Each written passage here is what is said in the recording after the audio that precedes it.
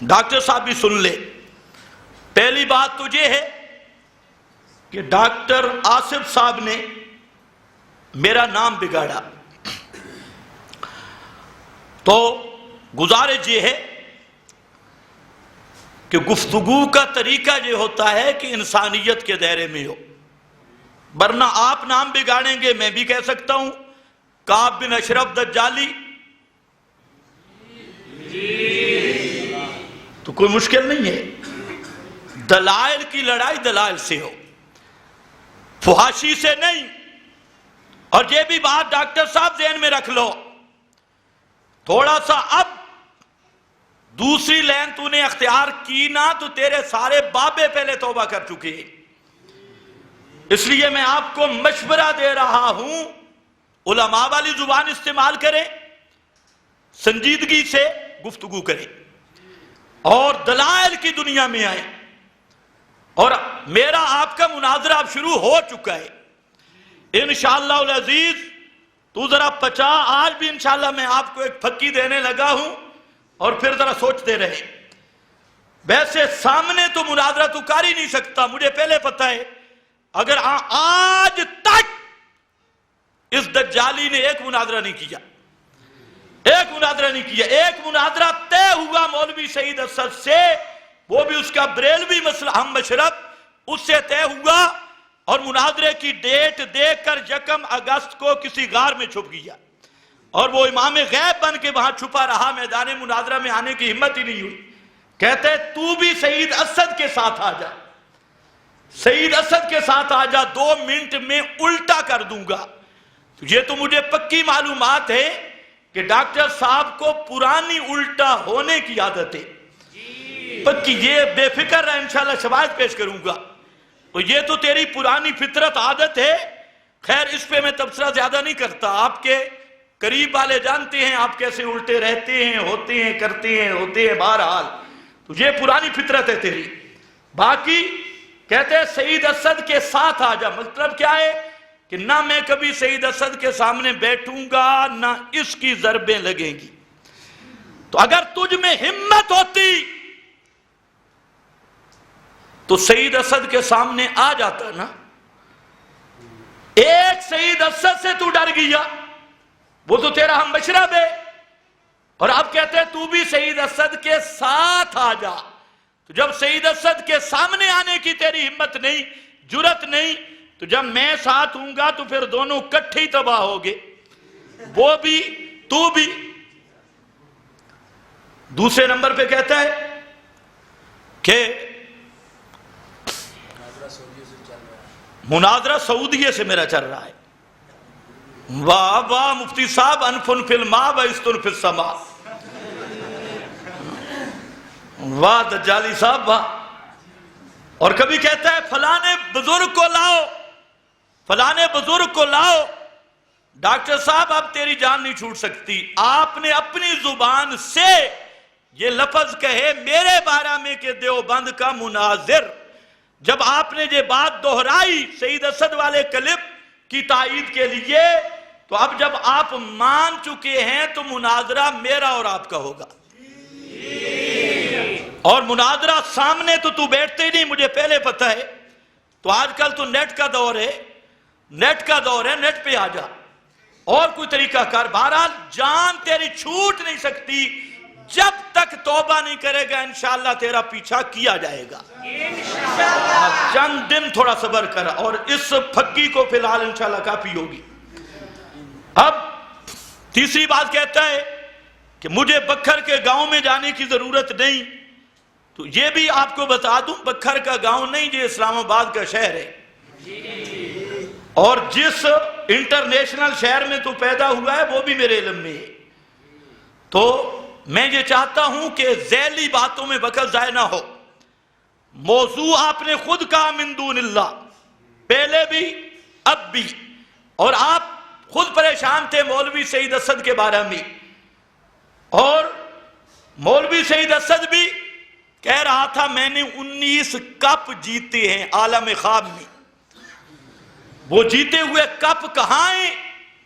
19 cup جیتے ہیں، اس کو بھی بھول گیا. جب امام المناظرین حضرت علامہ نعمانی صاحب رحمت اللہ علیہ نے سلارے والے مناظرہ میں اس مولوی سعید اسد کو پکڑا تھا. سلارہ کا مناظرہ مولوی سعید صاحب تو بھی ڈینگے سوچ سمجھ کے لگا, وہ سلارے والا مناظرہ بھول گیا, سٹیج سے کتابیں چھوڑ کے بھاگ گیا تھا اور وہ ریکارڈ میں موجود ہے. اور پھر حضرت نعمانی صاحب رحمت اللہ علیہ نے مولوی سعید اسد کے مدرسے کے اندر جا کے مناظرہ کیا, اور وہ ویڈیو بھی موجود, آڈیو بھی موجود. تو اس لیے یہ ڈاکٹر صاحب آپ بھی ذہن میں رکھ لیں, ہم نے بزدل اساتذہ سے نہیں پڑھا, اور تیرے جیسے آدمی اگر تجھے ناز ہو نا اپنے علم پر تو پہلے کسی فن میں مناظرہ کر لے. فن میں کوئی فن کی کتاب متعین کر, اور میں تیرا امتحان لیتا ہوں, تو میرا امتحان لے لے. اللہ کے فضل سے 20 سال ہو گئے مجھے یہ فنون پڑھاتے, تو پھر تیرے علم کا پتہ چل جائے گا کہ تو کتنا بڑا منطقی ہے, کتنا بڑا علم بیان جانتا ہے, بڑا متکلم اسلام ہے, اور بڑا کنز العلماء ہے یا گٹر العلماء ہے. انشاءاللہ پتہ چل جائے گا. اس لیے اب میدان انشاءاللہ لگ گئی ہے, اور اب ایک تحفہ دے رہا ہوں, وقت بڑا کم ہے. یہ ہے غلام رسول سعیدی, یہ اسی مسلک کا, یہ اشرف صاحب یہ رو رہے تھے کہ ہمارے مولوی خضر کی بولی بول رہے ہیں. یہ بیچارہ اپنے دھرم میں رو رہا تھا. اب یہ سعیدی صاحب ہیں, اسی آیت کے تحت, یہ تبیان القرآن ہے اور صفحہ نمبر اس کا 351, اس پر اس کی ذرا عبارت سننا, اور صفحہ نمبر 347, 5ویں جلد ہے, لمبا عنوان ہے, جو پھکی ہے وہ سن لو. کہتا ہے یہ آیت لکھ کر, کہتا ہے کٹر سے کٹر مشرک بھی, کٹر سے کٹر مشرک بھی اس وقت اللہ کے سوا اور کسی کو نہیں پکارتا. یہ جب کشتی پھنستی ہے, کٹر سے کٹر مشرک بھی اس وقت اللہ کے سوا اور کسی کو نہیں پکارتا, اور اس کے علاوہ اور کسی سے دعا نہیں کرتا. اور جب تمام مخلوق سے امیدیں منقطع ہو جاتی ہیں تو وہ اپنے جسم اور روح کے ساتھ صرف اللہ کی طرف متوجہ ہوتا ہے اور اسی سے فریاد کرتا ہے, اسی سے. یہ بریلوی مولوی بول رہا ہے. اب کہاں گیا؟ کہتے ہیں ایک بزرگ تھا, یہ ملفوظات بھی ہے, تو وہ کشتی پہ سوار ہوا, تو بزرگ نے ساتھ کہا کہ تو میرے ساتھ سوار ہو اور وظیفہ پڑھ, یا جنید یا جنید یا جنید. یہ احمد رضا نے لکھا, یا جنید یا جنید. تو اس کے ذہن میں شیطان نے وسوسہ ڈالا. کس نے؟ شیطان نے وسوسہ ڈالا کہ میں یا اللہ کیوں نہ کہوں. آپ اندازہ کریں, یا اللہ کہنا شیطانی وسوسہ ہے اس مذہب میں. یہ احمد رضا خان ہے, شیطان نے وسوسہ ڈالا کہ میں یا اللہ کیوں نہ کہوں. تو اس نے جو یا اللہ کہا تو ڈوبنے لگا, غوطے کھانے لگا. تو بزرگ نے کہا بھی جنید تک پہنچا نہیں, یا اللہ پہلے کہتا ہے, تو یا جنید کے. اب ذرا سمجھ, یہ ہے تیرا احمد رضا خان کہ دریا میں کہتا ہے یا اللہ کہنا ہی نہیں, یا جنید کہنا ہے. اور یہ غلام رسول سعیدی ہے, یہ کہتا ہے یہ وہ مقام ہے کٹر سے کٹر مشرک بھی اللہ کے سوا اس مقام پہ کسی کو نہیں پکارتا. اب بتا, کٹر سے کٹر مشرک تو اللہ کو پکارتا ہے, تو احمد رضا کس درجے کا مشرک ہوا؟ کٹر سے بھی اوپر کوئی, کٹر سے بھی اوپر کوئی بیس لگا. یہ اس سے اوپر مشرک, یہ زبان سعیدی کی ہے. اور پھر اس نے جہاں پر لمبی باتیں ہیں, کہتے ہر چند کے قرآن مجید میں وفات شدہ بزرگوں کو پکارنے اور ان سے مدد طلب کرنے کی کہیں تصریح نہیں ہے. سعیدی کہتے ہیں قرآن میں کہیں نہیں ہے کہ مشکلوں میں پھنس جاؤ تو بزرگوں کو پکارو, پورے قرآن میں نہیں. یہ سعیدی بریلی بول رہا ہے. اب بتانا اس کو بھی نکالو اپنے دھرم سے کہ یہ بھی مولوی خضر کی بولی بول رہا ہے. اور انشاءاللہ بڑی بڑی شخصیات آئیں گی. آگے کہتا ہے کہ اللہ تعالیٰ کا مدد فرمانا قطعی اور یقینی ہے، اور اس کو پکارنا اس کی عبادت اور کار ثواب ہے۔ وفات شدہ بزرگوں کو مدد کرنا قطعی اور یقینی نہیں ہے، اور مشکلات اور مصائب میں ان کو پکارنا بہرحال اللہ تعالیٰ کی عبادت اور کار ثواب نہیں ہے۔ یہاں آگے پھر کہا اس نے آخر میں، کہتے ہیں اس پر غور کرنا چاہیے، مصائب اور شدائد میں تو بڑے سے بڑا مشرک بھی اللہ کی طرف پلٹ آتا ہے، تو اگر ہم مباعد اور مسلمان ہو کر ایسے حالات میں اللہ کی طرف رجوع نہ کریں بلکہ مجازی سہاروں کو پکاریں جن کی امداد اور اعانت بہرحال قطعی نہیں، تو کیا ہمارا یہ عمل ان مشرکین سے کم تر نہیں ہوگا؟ کہتا ہے کہ اگر ان حالات میں ہم غیروں کو پکاریں تو پھر مشرک ساڑھے کلو چنگے ہو گئے، ہم مشرکوں سے بھی گئے گزرے ہو گئے۔ یہ بریلی دھرم کا شیخ التفسیر ہے، اور کہتا ہے کہ ایسی حالت میں غیروں کو پکارنے والے وہ مشرکوں سے بھی بدتر ہیں، مشرک اتنا بدتر نہیں، وہ ایسی حالت میں صرف رب کو پکارتا ہے، اور ہم غیروں کو پکاریں تو پھر مشرک ہم سے اچھے ہو گئے۔ یہ اس مذہب کی بات ہے۔ اور اسی طرح یہ ہے، لگاؤ اس پر ویڈیو لگاتا کہ ڈاکٹر کی نظر بھی کمزور ہے، اعانت استعانت، اور ہیں کون؟ گولڑے کا پیر، پیر نصیر الدین، اور اس کو ماشاءاللہ یہ آپ بھی لے لیں، گولڑے سے کم از کم ان کو کوئی منافع تو ملے۔ اس میں بڑی زبردست عبارتیں ہیں، آئیں گی انشاءاللہ کلپوں کی صورت میں، ایک ایک عبارت کسر بریلویت پر پورا ایٹم بم ہوگی، ایک ایک عبارت انشاءاللہ، پھر پتہ چلے گا۔ یہاں پر وہ ڈاکٹر صاحب من دون اللہ کی بات کر رہے تھے، یہاں پیر نصیر الدین نے دو آیتیں لکھی جس کا مقصد ہے کہ من دون اللہ سے مراد انبیاء بھی ہیں، اولیاء بھی ہیں۔ اس پر دو آیتیں ہیں، اب ذرا ڈاکٹر صاحب ادھر ادھر جانے کی بجائے اس کا جواب دینا۔ ایک آیت ہے سورۃ المائدہ کی آخری رکوع ہے، وَإِذْ قَالَ اللَّهُ يَا عِيسَى ابْنَ مَرْيَمَ أَأَنْتَ قُلْتَ لِلنَّاسِ اتَّخِذُونِي وَأُمِّيَ إِلَٰهَيْنِ مِن دُونِ اللَّهِ۔ پیر نصیر الدین نے لکھا، گولے والے بابے نے، اور فرمایا جو لوگ کہتے ہیں من دون اللہ سے مراد صرف بت ہیں، وہ لوگ غلط کہتے ہیں، اور قرآن کو انہوں نے سمجھا نہیں ہے۔ قرآن مقدس کی یہ آیت بتا رہی ہے نبی بھی من دون اللہ ہے، اور بی بی مریم بھی من دون اللہ ہے۔ اور نمبر دو، دوسری آیت پیش کی، ما کان لبشر ان یؤتیہ اللہ الکتاب والحکم والنبوۃ ثم یقول للناس کونوا عبادا لی من دون اللہ۔ اس آیت کو پیش کر کے پیر نصیر الدین کہتا ہے اب بتائیے کہ من دون اللہ اور غیر اللہ کے الفاظ فقط بتوں کے لیے مخصوص رکھے جائیں۔ یہ آیت پیش کر کے پیر نصیر الدین کہتا ہے اور آیات رد شرک کو زمانہ اولیٰ کے کفار اور مشرکین پر ہی منطبق کرنے کی رٹ لگانے والے کہاں تک حقیقت پسند ہیں۔ کہتے ہیں یہ آیت جب آ گئی اب بھی یہ رٹ لگانا کہ بت بت بت بت بت، آپ خود اندازہ کر لیں کہ یہ کتنے غلط کار لوگ ہیں اور قرآن کا غلط معنی کر رہے ہیں۔ یہ میری بات نہیں، یہ ہے پیر نصیر الدین۔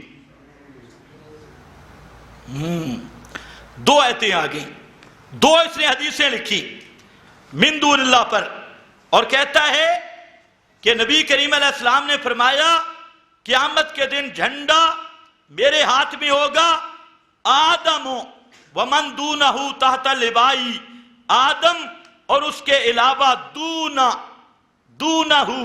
تو کہتے ہیں جہاں دونہ کا معنی بت بن ہی نہیں سکتا، دونہ کا معنی سوا، اور بھی اس نے احادیث جہاں پر لکھی۔ تو خیر جی آئے گا انشاءاللہ، آپ دعا کریں، جلدی میں فارغ ہوں، اور یہ کام ہوگا انشاءاللہ. اب ڈاکٹر صاحب کا پیچھا چھوٹ نہیں سکتا چاہے جتنے بھی بہانے کرے. جہاں حدیث لایا پیر نصیر الدین صفحہ 110 پر نبی کریم علیہ السلام کے سامنے صحابی نے کہا کہ ہمارا دل کرتا ہے آپ کو سجدہ کرے. اجمی لوگ سجدہ کرتے ہیں تو آپ نے فرمایا لا ينبغي لأحد ان يسجد لأحد من دون اللہ. من دون اللہ. آپ صلی اللہ علیہ وسلم نے فرمایا اللہ کے سوا کسی کے لیے سجدہ لائق ہی نہیں, کسی کی شان ہی نہیں. اب یہاں پر کہتا ہے کہ تو آپ صلی اللہ علیہ وسلم نے من دون اللہ سے اپنی ذات مراد لی ہے. پیر نصیر الدین کہتا ہے کہ نبی کریم صلی اللہ علیہ وسلم نے اپنے آپ کو من دون اللہ کا فرمایا. اس میں جب رسول نے اپنے آپ کو من دون اللہ کہا, اب یہ کہنا کہ انبیاء اولیاء کو من دون اللہ کہنا بے ادبی ہے, گستاخی ہے, تو یہ فتویٰ پوری امت پہ جائے گا. اس لیے ڈاکٹر صاحب مستی نہ کر, دلائل میں آ, اور یہ پھر کہہ رہا ہوں زبان شائستہ استعمال کر, ورنہ میرے پاس جو زبان ہے وہ تیری اگلی نسلیں بھی توبہ کریں گی. تو اس لیے میں کہہ رہا ہوں دلائل کی دنیا میں رہ, انشاءاللہ تیرا ہر قرض پورا کریں گے اور ہمارا قرض اب چکانے کی کوشش کر. یہ حدیث بھی پیر نصیر الدین نے لکھی. تو میں عرض یہ کر رہا, اگلی بات احمد رضا خان نے ما کان لبشر ان یؤتی اللہ الکتاب سورہ آل عمران کی اس آیت کے تحت احمد رضا خان نے لکھا کہ من دون اللہ سے مراد حضرت محمد مصطفیٰ ہیں صلی اللہ علیہ وسلم.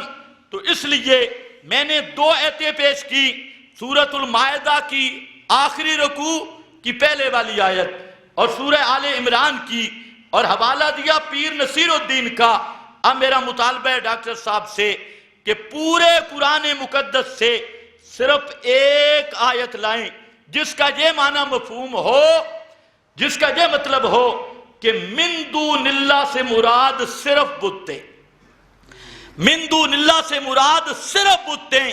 پورے قرآن مقدس سے ایک آیت, کوئی ایک حدیث لائیں ذخیرہ احادیث سے کہ قرآن مقدس میں جو من دون اللہ کا لفظ آیا اس سے مراد صرف بت ہیں, انبیاء اولیاء اس سے مراد نہیں ہو سکتے. اگر نہیں 7 لاکھ یا زائد صحابہ میں سے کسی ایک صحابی کا فرمان دکھائیں کہ من دون اللہ سے مراد صرف بت ہیں, بتوں کے علاوہ انبیاء اولیاء پر من دون اللہ کا اطلاق نہیں, صحابہ نہیں مل سکتے. تابعی 4 اماموں میں سے کوئی امام لائیں جو یہ کہے کہ من دون اللہ کا لفظ یہ صرف بتوں کے ساتھ خاص ہے, اس سے انبیاء اولیاء پر اس کا اطلاق کرنا یہ بے ادبی اور گستاخی ہے. لیکن ڈاکٹر صاحب تجھے گالیاں نکالنا آتی ہیں, قیامت آ جائے گی انشاءاللہ آپ پر یہ قرض رہے گا, آپ کی ذریت پر رہے گا. اور ویسے بھی میری معلومات میں آیا ہے مولوی شہید اسد اور آپ کی بھی صلح ہو رہی ہے, تو آپ مولوی شہید اسد کو بھی ساتھ ملا لینا, صلح کر کے آ جاؤ. باقی رہ گیا فلانے نجد کے علماء سے میری بات چل رہی ہے, فلانے سے میری بات چل رہی ہے, فلانے سے میری بات چل رہی ہے, تو ڈاکٹر صاحب الٹی ڈینگے مارنے کی ضرورت نہیں. تیرے بات کی حقیقت 1 اگست کو کھل چکی ہے کہ وہاں مولوی شہید اسد صاحب جیسے مولوی کے سامنے آپ کو آنے کی جرت نہیں ہوئی, تو اہل توحید کے سامنے تو 1 منٹ بھی آپ کو ٹھہرنے کی جرت نہیں ہوگی. اور اگر ذوق ہو تو کر پورا, ہم انشاءاللہ آپ کا شوق پورا کرنے کے لیے تیار ہیں. باقی جس طرح باقی یہ جمعے کی تقریر ہے, یہ عنوان ہم جمعے میں نہیں لائیں گے, اس کو ہم کلپوں کی صورت میں لائیں گے. تھوڑا سا انتظار فرمائیں. تو وہ چونکہ یہ ہمارا مستقل عنوان جمعے کا اپنا ہوتا ہے تو اس کو ہم دوسرے لائن پہ لائیں گے انشاءاللہ. اب ڈاکٹر صاحب پہ ضروری ہے میری ان باتوں کا جواب دے. وآخر دعوانا ایک منٹ بیٹھ جاؤ. ہاں جی.